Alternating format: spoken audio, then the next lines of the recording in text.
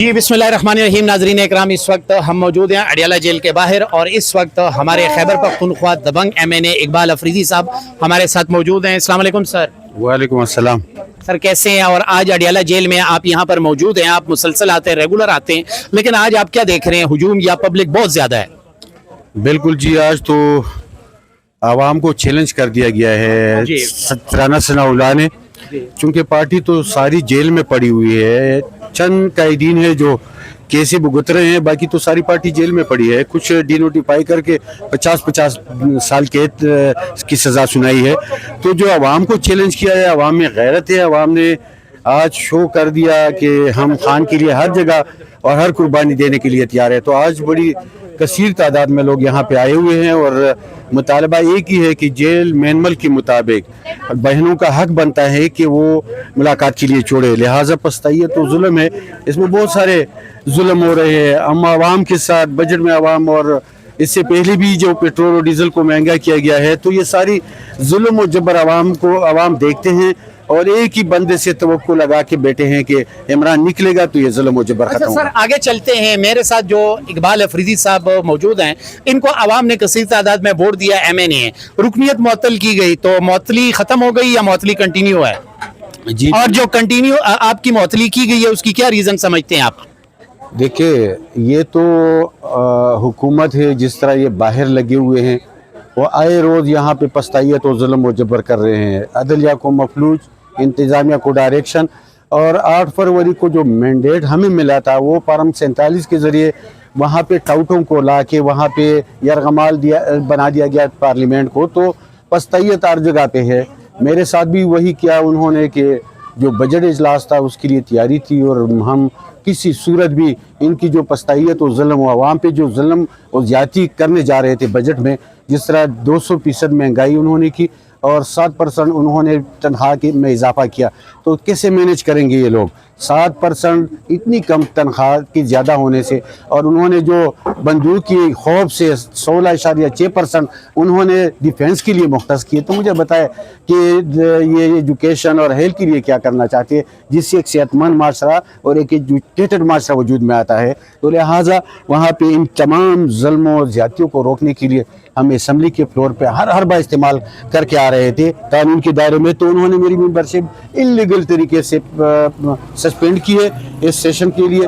तो इंशाअल्लाह अज़ीज़ हम आवाम की नुमाइंदगी करेंगे हर जगह पे, और मैं इनके खिलाफ 1-2 रोज़ में निकलूंगा रोडों पे और हर जगह पे एहतिजाजी तहरीक शुरू जो करूंगा। एलिगेशन आप पे लगाए गए हैं कि जी आपने पुलिस वालों के साथ बदतमीजी की, किसी को खुदा न खास्ता चपेट मारी, इसमें किस हद तक हकीकत है जिसका जिक्र स्पीकर साहब कर रहे थे?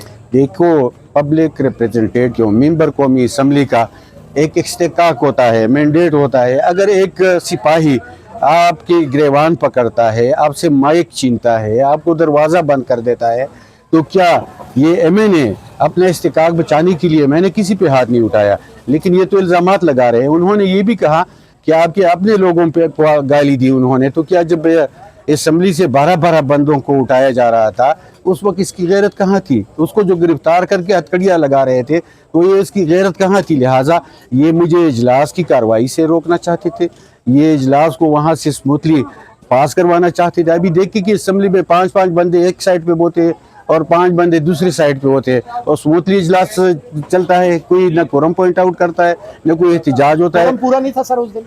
तो नहीं, कुरम पूरा नहीं था। 1 घंटा तो मैं floor of the house dice बचाता रहा, चीखता रहा और मैं निशानदेही करता रहा, लेकिन उन्होंने बाहर लाजत से कई दूर से लोगों को 1 घंटे बाद वहाँ पे लेके आए और फिर जब काउंटिंग हुई तो भी 2 बंदे कम थे। तो उन्होंने इलीगल तरीके से जो हाउस था उसको ऑर्डर करवाया और फिर ये सोचे समझे मंसूबे के तहत वहाँ पे मोशन लाए और मेरे खिलाफ जो है ना उन्होंने ये फैसला किया। आप ये बताइए, MNAs PTI के और भी वहाँ पर मौजूद है, किन्होंने ऑब्जेक्शन किया, किन MNAs ने एहतजाज किया, और आप क्या सेटिस्फाइड हैं कि तमाम MNAs आपके साथ खड़े हैं आपकी रुकनियत मुअत्तली में? देखो, MNAs हमारे हैं, लेकिन मुल्क में जुल्म और जबर है। अभी किसी की बच्चे गैर महफूज है, किसी की फैमिली गैर महफूज है, किसी की कारोबार में गैर महफूज है। मैं नहीं चाहता कि किसी पे एक्स्ट्रा बोल डाल के उसको मुश्किलात पैदा हो। मैं अपना मुकाबला खुद लड़ सकता हूँ, कर सकता हूँ इंशाल्लाह। नहीं, वैसे साथ दिया है PTI के MNAs ने? इंशाल्लाह तमाम इंशाल्लाह खड़े हैं। अगर कोई नहीं है तो भी इंशाल्लाह अगले जुनैद 2-3 अकबर साहब के साथ कोई नाराजगी का जिक्र था? तो वो तो खुद ही जो है ना वो खुद नाराज़गी है ना जी, उसने किसके साथ नाराज़गी नहीं की। साबिक जो है ना वो हमारे वज़ीर आला थे उसके साथ, इससे पहले परवेज़ खटक के साथ, इस मौजूदा पे भी हज़ार इल्ज़ामात वो लगा चुके हैं। और लॉबी में जो उन्होंने कहा कि मैंने बहुत सारे को टिकाने लगा दिया, इस फलाने को जो अभी रिपोर्ट है इसको भी टिकाने लगा दिया, ये सारी चीज़ें मौजूद है, ये कहानियाँ मौजूद है। तो लिहाजा वो तो खुद ही एक नाराज़गी का खुद ड्रामा है, वो तो नाराज़ रियासत है, उसको छोड़े।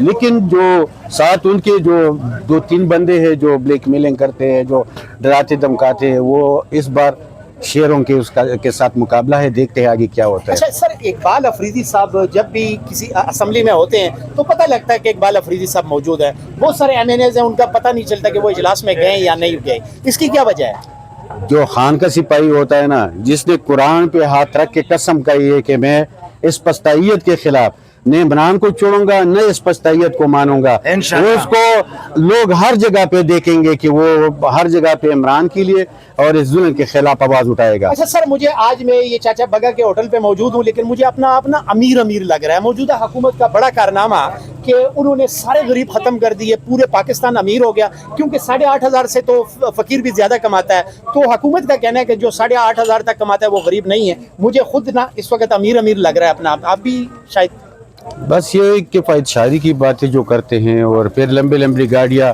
और फिर 11 अरब की जो जहाज़ ख़रीदते हैं और ये जो कमीशन के लिए मंसूबे बनाते हैं और फिर प्रोजेक्ट और उसमें कमीशन लेते हैं, मुल्क का तो बेड़ा गर्क कर चुके हैं। ये गरीबों को और भी गरीब करना चाहते हैं। वरना आप देखें कि पेट्रोल डीजल को महंगा करना इस वक्त में कि यहाँ पे न तो जंग है, 20-20 टैंकर भी आ रहे हैं। वो खुद कह रहे हैं कि हम हरमज भी खुली है और हम जो है ना हमारे पास स्टॉक भी मौजूद है 28 दिनों का। तो इसके पास कौन सा जवाब बनता है? पहले आवाम टारगेट नहीं, आवाम जो है ना उसका मिशन नहीं है उनको फैसिलिटेट करना। मिशन इसका ये है कि वो पीछे खड़े खुश हो, जो डायरेक्शन देते हैं वो खुश हो और परम 47 के जरिए फिर हमें यहाँ पे लाए। ये सवाल ये था कि ये 8,500 रुपए कमाने वाला अमीर बंदा होता है। किसी ने खूब कहा था कि जो पाकिस्तान में 25,000 कमाता है वो अंबानी है और जो 50,000 कमाता है वो एलन मस्क है। देखिए, गरीब बंदा जो बिल्कुल 2-3 बंदों का कम्बा होता है उसका खर्चा 50,000 से कम नहीं है। घर का किराया, खाने पीने का, बिजली का, अगर 8,000 रुपये उनका जो है ना इनकम है, तो मुझे बताए कि जो रोज़ाना ये डाके होते हैं, कि स्ट्रीट क्राइम होता है, इसका ये रियासत जिम्मेदार है। ये लॉजिक सेंस में आती है सर?